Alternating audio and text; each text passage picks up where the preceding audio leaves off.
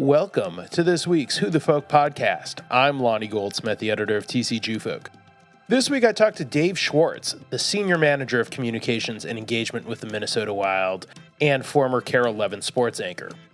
We talk about what led Dave to the sports world, the transition from media to working for a team, and we do a little previewing of the Minnesota Wild and the playoffs on this week's Who the Folk podcast. But before we get started, be sure to check out some of the other podcasts that Jewfolk produces, like The Jews Are Tired, where Lev Gringos is taking a deep dive into Jewish news, Kumba Hineni, Jewfolk's podcast on intersectionality with your host, Enzi Tanner.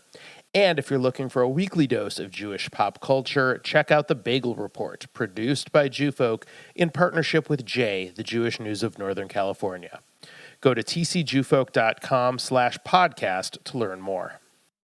Dave Schwartz, welcome to the Who the Folk podcast. Thanks for joining me. Thanks for having me, Lonnie. I'm excited to be here. I'm excited to talk to you. So, it's funny that the timing of all this, like I had reached out to you almost exactly a year ago because I was watching KARE 11 and I'm like, Dave Schwartz, I got to get him on the podcast. And it was right as you were leaving KARE 11 for your job with the Minnesota Wild.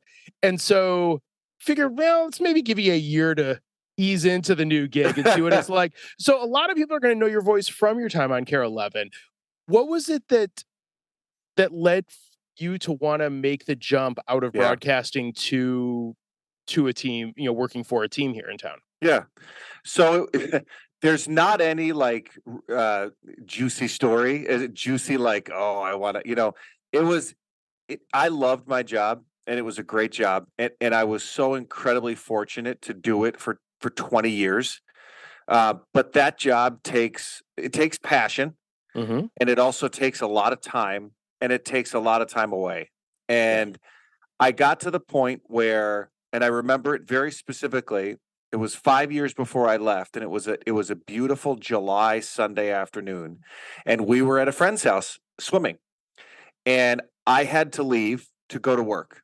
It's 85 degrees, it's sunny, it's gorgeous, and I'm leaving my kids to play with someone else's parents and my wife staying there. Yeah. So I could go to work and sit in a room with no windows, frankly, for a sportscast at 5 o'clock on a Sunday in July that not many people were watching. And I understood that.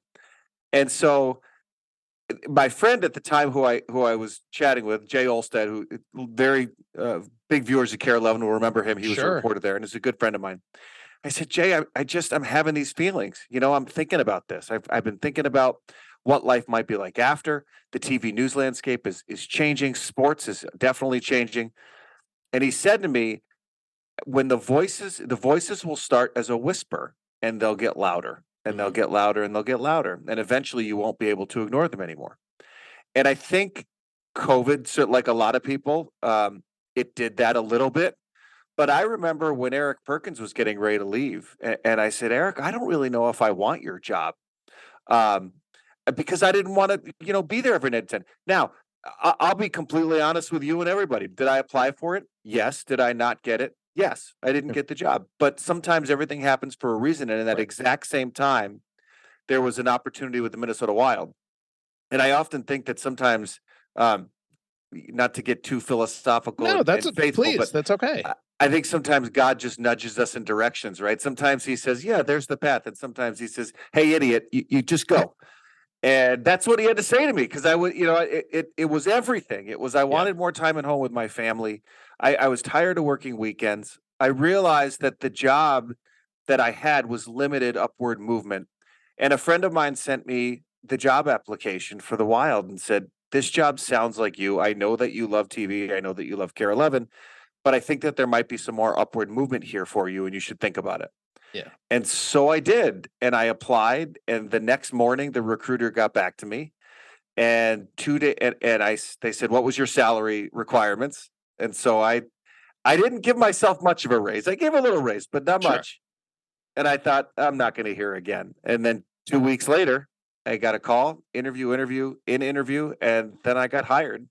And then it was just, waiting to figure out when the right time, when all the parties were going to be okay with me leaving. And then I did. And it was, it's just one of those things that you look back and you think, in your life, there's always those times where you just go, yep, this is the right way to go. And I just knew it. I knew it in my heart that I loved hockey.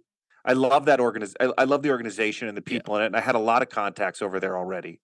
And what I knew of the organization and what I found when I went in there to interview lined up completely. And I said, this is it. I'm home. This is where I need to be. It's And nice. I It's could, nice when it yeah. works out like that. And I can tell you a year later, I still feel the same way. I've grown and stretched in ways I didn't know that I could. I've learned a lot of things. I have some phenomenal people that I work with and a bosses who I adore, who have a lot of interest in me developing and moving up the ladder. And it's been a great change. I honestly can tell you, and I don't mean this in anything bad way, but I don't miss my old life. Yeah. I don't, my wife would joke with me often. She's like, "Are you ever going to be tired of being like, are you ever going to stop saying how excited you are to be home every weekend?" And because I was, it's every week. I'm like, "Oh, Right. great. I can just watch the Vikings at home today." Right. So it's been a nice change. And that's the long story longer of how I got to where I am. So is your family happy with you that you're around weekends now?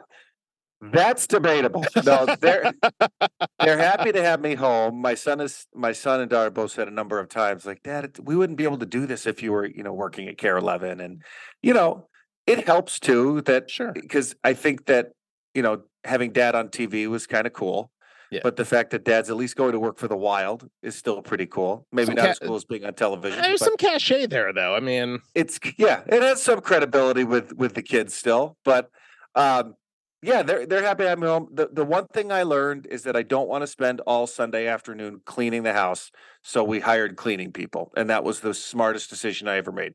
100%. Yes, and that's what everyone told me. They said, "You waited a year for this?" I said, "Well, I've never been home on weekends before." They said, "You should do this immediately." So we did. Well, I mean, that's got to be a sort of a weird adjustment at a certain after a certain amount of time in one career.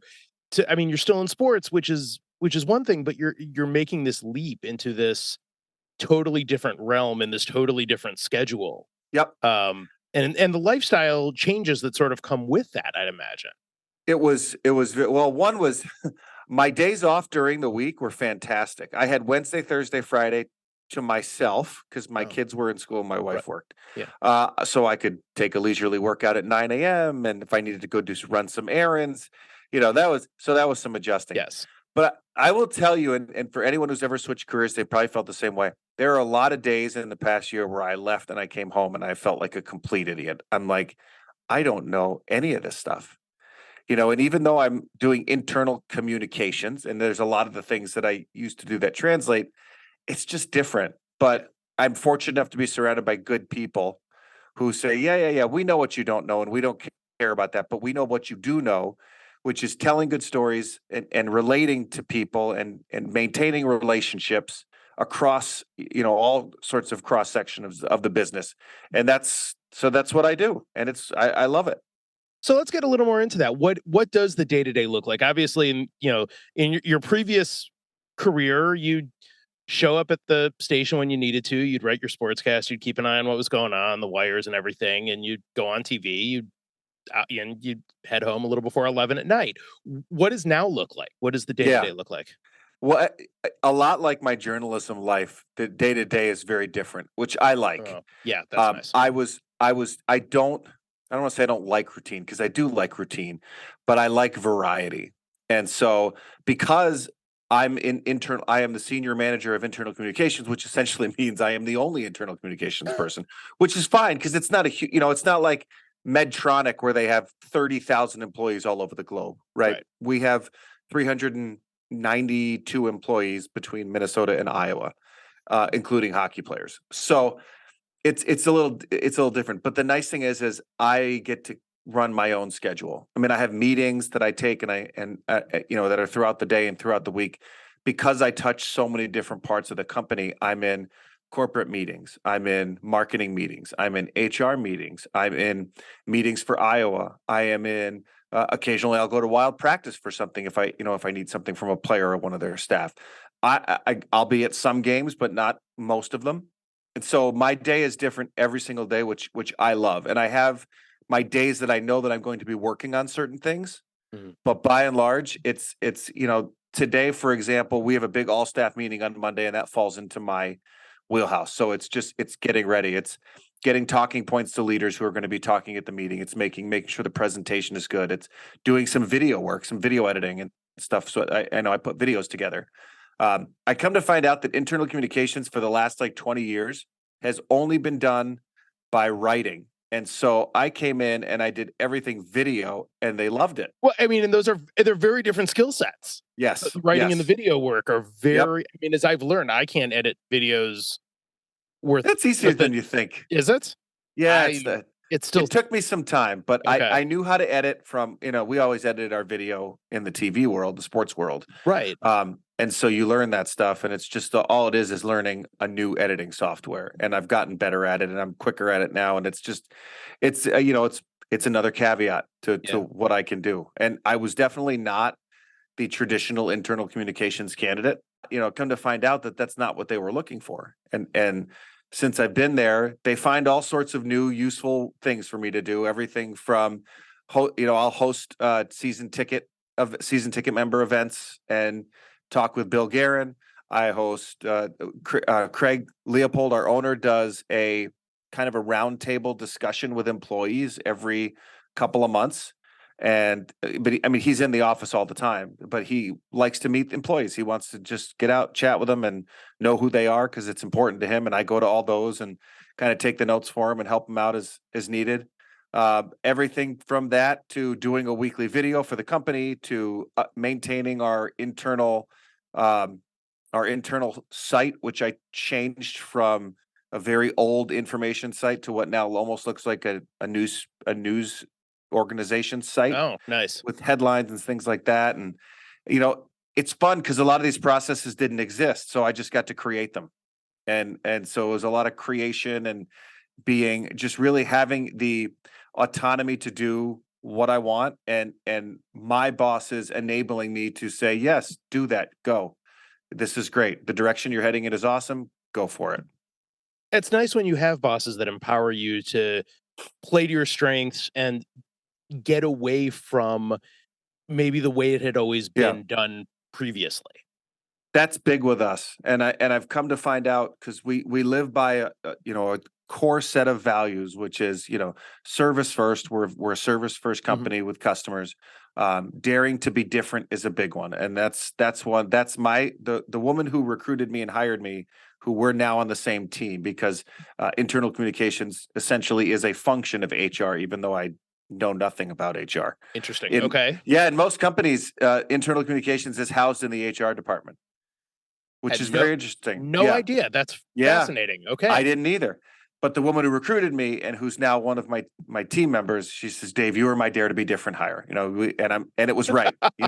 You worked out perfectly. And that's, Matt Mako, who's our CEO, has said many times, he doesn't want someone who tells him exactly what he already knows, because that's not going to move us and grow us and continue to keep us relevant and have a good fan base. You have to give me it's okay to have a different viewpoint or a different idea for something that we didn't think of before. And so that's a big value for us, is daring to be different. We don't have to do it the same way. Just because we've always done something one way doesn't mean that it's right. It just means that that's always the way that we've done it. Right. It just means nobody's thought of a different way of looking at a possible, challenge.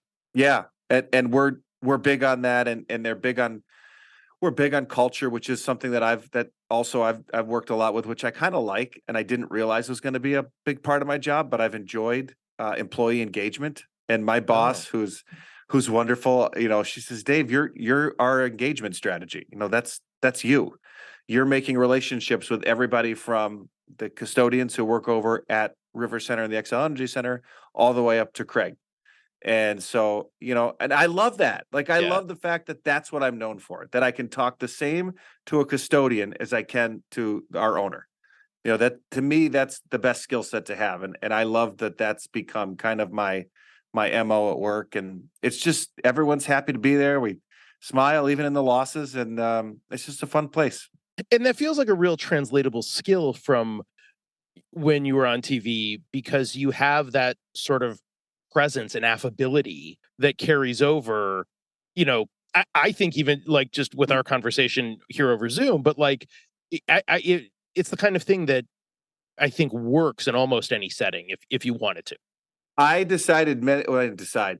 When I first got into television, I realized pretty quickly that I couldn't do the whole TV persona versus reality persona. Like I can't do two. There's no way I can keep up with two people. Right. I'm like, I got to be me, and so Right. that's just what I always was. Like I never tried to be someone I wasn't. I was not a great athlete, but I love sports. You know, I was not a great cook or flower arranger, but they tried to always have me do that. You know, on the Saturday show, and people got a kick out of it, and I did too because I don't take myself too seriously. But I was never going to be someone I was not because Right. eventually that catches up with you. And so I was just me. And you know, I think probably got that from my dad was that way. He was the superintendent of our school district, but he was best known because he would be come into a building and go through the janitor's entrance and chat with them on his way to the board meeting to talk with, you know, everybody else of the rest of the school district. That's just who he was. And I think I just kind of absorbed that. So what was it that got you into TV in the first place? So obviously that's probably yeah. basic. It seems like that's where you started from. Yeah, yeah. So I did radio in college. I went to a small school to play hockey, got cut from the team. And my first day on campus, I went to meet with the radio station because I thought, oh, that'd be kind of fun. I like to talk and I like sports. So I so I went and sat in the meeting, and the guy said, hey, we would really use someone who could do play-by-play for football or color commentary for football. He said, did you ever play football? I said, well, for 4 years, but I only sat on the bench. So I've watched a lot of football and I really understood the game well. So as long as I don't have to do anything like run anything, we'll be fine. But I said, but I'm playing hockey, so I won't have a lot of time. Well, fast forward 2 weeks, I was cut from the hockey team. So all of a sudden I had lots of time. And so I started doing football, color commentary, and then moved into the play-by-play role. I did ice hockey. I ended up doing play-by-play because there's a small school. Hobart and William Smith Colleges is a really small school in Western New York. Yeah. But they had a great radio station, just an unbelievably awesome radio station where it's a great resource to do whatever you wanted. Yeah. And there's a general manager there. His name was Mike Black, who I credit everything to because he was awesome to me. And after like 2 or 3 years of play-by-play of every sport, doing a talk show and all this stuff, he said, you know, you're good at this, but TV pays better. I said, oh, okay. So what do I do? He said, well, I'm going to link you up with someone else who is ironically, his name was Jonas Schwartz, but we were not related. Okay. He graduated a year before I got there, did the same thing, went through Hobart, did radio. He was at Syracuse. So I talked to him and he said, yeah, you should come through the master's program there and you'll get all that you need. So that's what I did. And I went through the master's program. That's where I met my wife and got my first job in Bemidji, Minnesota. And I was off and running. So you've been in Minnesota ever since then? So I was in Bemidji from 2003 to 2004. I went to Shreveport, Louisiana for that after that. Okay. From 2004 to 2008. 2007. So it was about 3.5 years. And then I got the job at Care 11 after that and came back. So you were in Louisiana then for when Katrina hit. Yes, actually so I want to get it right. Katrina was the first. Rita was the second one. Mm-hmm. Yeah. When Hurricane Rita came through, we had no sports because everything was canceled. And I was the sports director at that point. And our news director said, hey, we need, it's all hands on deck. And they said, we got to have someone who can go out and cover these conditions. But all of our reporters are very small, just light waif people, like a lot of TV people are, right? Yeah. But here's me. I'm 5'10", 210 pounds, and he goes, we're going to have you go out in the parking lot. So there I am in a parking lot. And I remember standing there watching shopping carts fly by me. And it was actually kind of fun. I mean, I have to say I enjoyed it for the moment. Wasn't something I wanted to do forever. You probably saw this. It went viral earlier this winter. Mark, yep. In Waterloo, Iowa. I know Mark Woodley. So you know, okay. It's a small sports world, right? And I suppose. Would come up. Yeah, it was really funny because I didn't know he had that in him. I mean, he was a very dry but I think we all hit that point, especially in television, where you're just like, okay, I've had enough of this. I'm just going to kind of tell it like it is. I didn't know there was a 3:30 in the morning. That was great. That was amazing. The funny thing is about television is because it went viral, it was huge. Yeah. But had it not, I guarantee he probably would have gotten in some trouble for saying that. but it worked. So great, go. I did the radio thing like in college too for a minute. That was sort of my entry into sort of Michigan State was, let me try radio. I like talking about sports, and I always knew I wanted to write, but like, I like talking about sports. So they'd send me to cover the Michigan State hockey games, interview players after the game and cut the tape up. And it was, I'm much happier writing, but I'm glad I got the experience of doing it. Because college radio is fun. It's like it was so much fun. A room full of kids, and you're just sort of messing around and trying to do fun stuff and see what works. Well, and like play-by-play, especially at a college like that, is fun because the people, like so you're more invested when oh gosh, I can't remember the names. Hey, I was drinking with that guy the other night. We had a great time at the bar. Hey, I'm super happy you just caught a touchdown. And it's your alma mater, and you get in. So it's fun and exciting in ways that maybe you wouldn't expect, but you just get so wrapped up in the action. I haven't done any play-by-play since I left college, but I will tell you that's one thing I would jump back into in a heartbeat. It's really? It's so much fun because it's this weird place of zen where you're seeing the action, describing the action. You're not even thinking, and you're in it. You're literally in the action, and it is just flowing through you. Yeah. And it sounds so weird, but it's true. No, look, my best friend did minor league hockey play-by-play for a lot of years. Fayetteville, North Carolina, Orlando, and Rio Rancho, New Mexico was his last stop in the hockey world. And it is a hard world doing it, especially at that level. It is really hard, but like listen to his games. He's just like chatting, if you're good at it when you're listening to the radio, and this I think holds true. Like I've talked to Corey Provis about this, like this is like holds true, even, at the highest levels. Like they paint the picture, and you don't need to be watching it. You just close your eyes and listen to the action, and they tell you what's going on, and you take it all in. It really is an art because and Corey's phenomenal. Corey's so good at this. He's very, very good at this. And I imagine he sees, surveys, analyzes, and speaks in the time it all takes us to even come up with a couple of words. And he does it without saying anything. He doesn't mess up or maybe he does and you don't realize it. It's just radio play-by-play, and radio play-by-play for baseball is so hard. Yeah. Because there's so much downtime, although less now since they've made the rule changes, thankfully. Right. That's a good thing. So the Minnesota Wild have clinched their playoff spot. It's funny, as you and I are talking, little look behind the curtain for folks, the Wild are actually playing right now. It is Thursday evening. The Wild have a game there in Pittsburgh. Yep.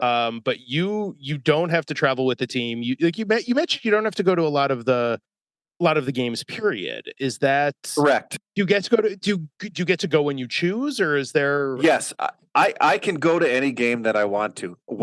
There's a difference. Some jobs have in-game duties, and mine does not have in-game duties per se. But I am the senior manager of communications and internal communications, and all of these people are people that I serve in their careers. So I do think it's important for them to see me at the games periodically and be there. I will often, sometimes it's kind of just an ambassador role where I'm walking around and people remember me from television. I say hi and chat, and that's just fine. It's, it is a huge honor for me to be recognized as a member of the organization, because I do love the organization. So it's great. There are times where I'll go to games because we are telling a specific story about someone who's working. Oh, okay. And so I'll do that. Or, during the playoffs, I will be there because just in case, because I'll say hi to media. I'll make sure the media have everything that they need if they need, because our PR guys are very much trying to work with players. So I usually go make sure all my media friends are okay. And I kind of just walk around, and I don't necessarily, unless I'm, then there's other times where my job duties are before the game. If we have a meeting of our part-time staff, I will go to that meeting and kind of talk with them about what's been going on, how can I help them more, what are they doing right, what can I help with. So it's just, it's a lot of different duties, but I'm not required to be there like some other jobs are. Okay. Which frankly, that's what I wanted. And that when I came in on my interview, they're like, we don't have you going to games. And I'm like, that's fine. I have no desire to be at every game. I'm a youth hockey coach. I coach my son's team and I love coaching. And so I don't want to be at every single game. Now, if Right. you need me at a game, I'll absolutely go. Right. But I don't usually have to be there. Sometimes it'll be hosting events before games that I'll be there for, and then I might stick around for a period or two. Is the youth hockey season over? Finally, yes. I love it, but man, It's is a long long. season. It is, but it's fun. I love coaching the kids. And I coach their C level, so Okay. which is where they really need coaches. The Oh, double A's and the A's. There's no shortage of people who want to coach. right. By the time you get down to the C level, there's less, but the guys that are there are super committed to the kids, which is what I love. And I'd like to think that my kids learn a little hockey and a lot about life. And there's a lot of not eye rolling, but they always know Coach Dave's going to say, "This isn't just a hockey lesson. This is a life lesson, guys." If you get mad at somebody or someone takes a swing at you, you can't take your stick and, jab them into the boards. That's not okay. No. Just like if you were out in the real world and someone took a swing at you, it's not okay to punch them back. These are real life lessons that I hope you can learn from Coach Dave. I've coached my oldest lasted one season playing youth soccer going into it was the summer, I think pre-K or kindergarten, Yeah. many years ago. Didn't stick. I didn't think it would, to be fair.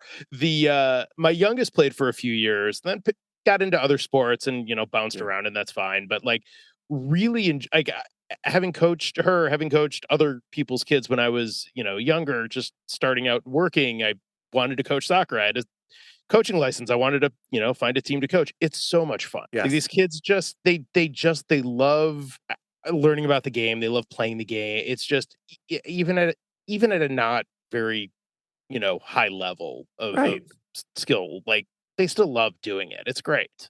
I've actually found, and I don't know if you did too, but I actually found that I enjoyed coaching other people's kids more than I enjoyed coaching my own, because my own, you get dad, roll the eyes and the attitude, whereas the other kids would never say that to their coach. Oh no, 100%. That's true. I mean, I had my favorite moment with my youngest was she was playing defense and she got caught too far upfield, and it was the end of, you could sub in and out on the like hockey style, in and out on the fly.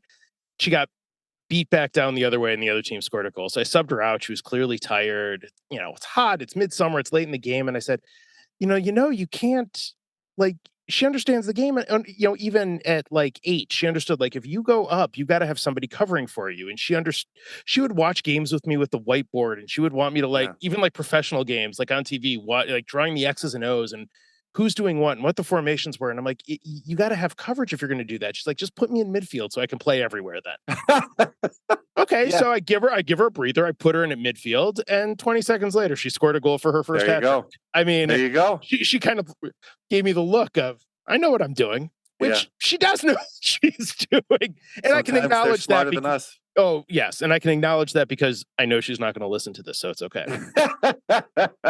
Yeah, I would never tell my son that he knew, but he does he watches a lot of hockey with me. Both the kids do. They watch a lot of hockey because I've coached at high school levels and everything. So they've been in it forever. But he knows I love him. He knows the game really well, and his mind is there. Sometimes his body just doesn't get him there, and so that is me. I can always tell you what you should be doing, but I can't actually do it myself. Yes. Well, I made a career out of doing that for 20 years. That's what I did. That's fair. That's fair. I mean, and you also come to, coaching and the hockey world, having played, at some level growing, all through youth and into, what you hoped was college, but wasn't. But you still, you obviously still had to have some sort of skill set to, eventually get cut from the team. But you at least were there. It's funny because I learned some of the best lessons I learned from some friends of mine who in the hockey community, people know Pat and Eric Westrom. Pat used to play for the St. Paul Saints. Eric was a former Gopher. Okay. Played for the Wild, played for Toronto. But I got coaching with both of them. And I learned so much from them. And I learned more from some of the coaches that I knew from what covering sports and chatting with coaches. And the lessons I always learned were the same, which is for the most part, they all know how to play hockey. They all know how to skate. They all know how to shoot. They all know how to stick handle. But they need the motivation and getting to know your players and what makes them tick. And this is probably true in business in the world too, right? Getting to know the people that work with you or that work for you and caring and showing that you care about them will draw the best out of them. And I have found at every level, even 12-year-olds, I've coached with other coaches who at the youth level who just yell a lot, and I'm not a yeller. Yeah. I don't believe in it because I don't believe in it. Have I yelled? Yes. But is that the best way to get a result? No. And these kids see through it. They see through the garbage, and they know if you really are there because you care or you're there because you have to fill volunteer hours. And I like to think that my kids that have played with me know that I care about them, and that do I make mistakes? Yep, I'm the first to admit it. And For sure. And every now and then we'll be out in the ice and do a drill, and I'll catch an edge and fall, and they laugh, and I'm like, see, it happens. Just get up and keep going, and that's life. And so I've enjoyed it. And coaching is so much more about at any level is more about coaching the kids themselves than it is the game, I think. Oh, absolutely. Absolutely. Yeah. All right. So with the playoffs about to start soon, I think the question that everybody has stuck around so far to find out, is this Wild team poised to make a run? Because it feels like when Kaprizov comes back, the pieces may be there. So it's interesting because if you had asked me this a month ago, I'd have said, nah, we'll make the postseason. We're good, whatever. But with Matt Boldy playing as well as he's been playing, and he's just been incredible. But it's going to be tough because Kaprizov's going to take some ice time from some of these guys who have had some more opportunities. Well, what I think we have and I like is depth. You could get, you can go all the way down to the third and fourth line and still get scoring. Yeah. Will they all show up in the playoffs is the big question. We had last year Kaprizov and Fiala, which was great, but in the playoffs we only had Kaprizov, and Fiala, disappeared. So the other good news is that both goaltenders seem to be playing pretty well right now, both Gustafsson and Fleury, which is really nice. And they tend to pick opposite times to go into slumps, which is also really nice because then we can just play the other guy. That's right. That's right. Which is great. So it's nice for it to be a coin flip. So I would say I really, really strongly feel like we'll get out of the first round this time and at least into the second and maybe the conference finals. The Western Conference is really, really tough. And the fact that we've done what we've done this year with the salary cap issues, from the two buyouts of Zach Parise and Ryan Suter that we had, and I'm not just a corporate mouthpiece here, but I truly believe Bill Guerin is one of the smartest general managers of a hockey team I've ever met.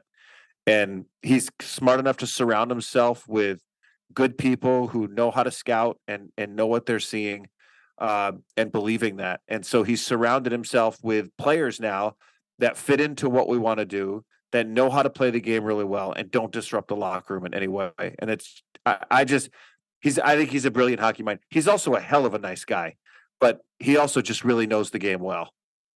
Well, it's going to be a lot of fun to watch the squad because I am a Detroiter, and the Red Wings aren't not eliminated from playoff contention yet, but this ain't it, and that's okay. Like as a fan, I'm realistic. I'm happy with where the rebuild is at, so I am at least happy to have a good local team to pay attention to, even if it's not my primary squad. The last couple questions, Dave, and we'll let you get back to it. First, what is your favorite Jewish holiday? Oh boy. Long answer. It's Passover. It was Passover. Passover was always my favorite. It was my dad who passed away in October. Sorry. It was thank you. It was our favorite holiday because, and I was talking about this with my mom the other day, and I'm sure a lot of people can relate that. I don't know anyone who has a perfect Seder.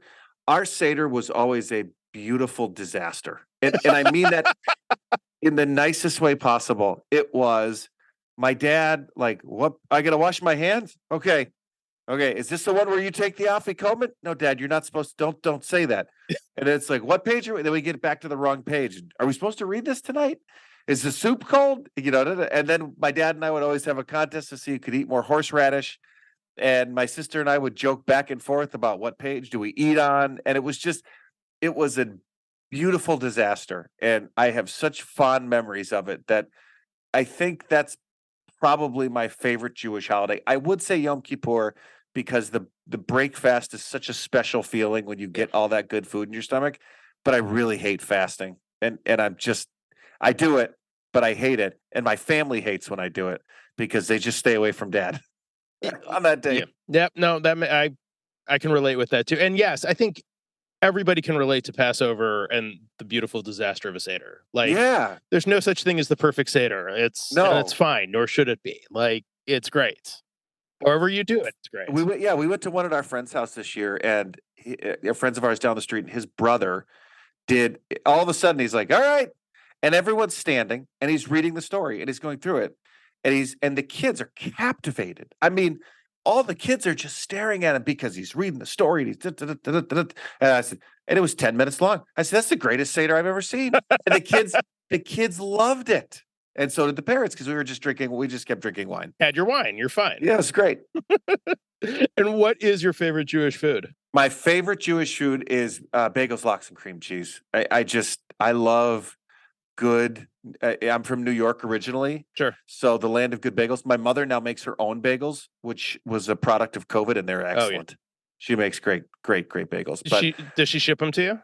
She brings them. She will, when she comes to visit, she brings 2 suitcases, like the quintessential Jewish mother. Yep. One has clothes, which is, this big, and one has bagels and chicken soup frozen in it, and it's this big, and it's 75 pounds, and she pays to bring it with her. Oh, but my kids love her. My son is 13. He actually believes that there's magic in her chicken matzo ball soup, that it actually does cure things. He still believes that, which I think I do too. And they love her bagels, but to me, home is an everything bagel with cream cheese and good lox, and that flavor and that concoction of all of them together just takes me right back. That's fantastic. Well, Dave Schwartz, thank you so much for joining me. I'm glad we were able to get this done, and best of luck to you as you continue to grow in the job, and best of luck to the Wild gearing up for a Stanley Cup run. Thanks, Lonnie. This was fun. I appreciate you having me. It was great having you on. Thanks. The Who the Folk podcast is part of the Jew Folk Podcast Network, a product of Jew Folk Inc. Please subscribe, rate, and review the show wherever you get your podcasts. If you have suggestions for other podcast guests, please email them to me at editor@tcjewfolk.com. For our other shows, check out tcjewfolk.com/podcast.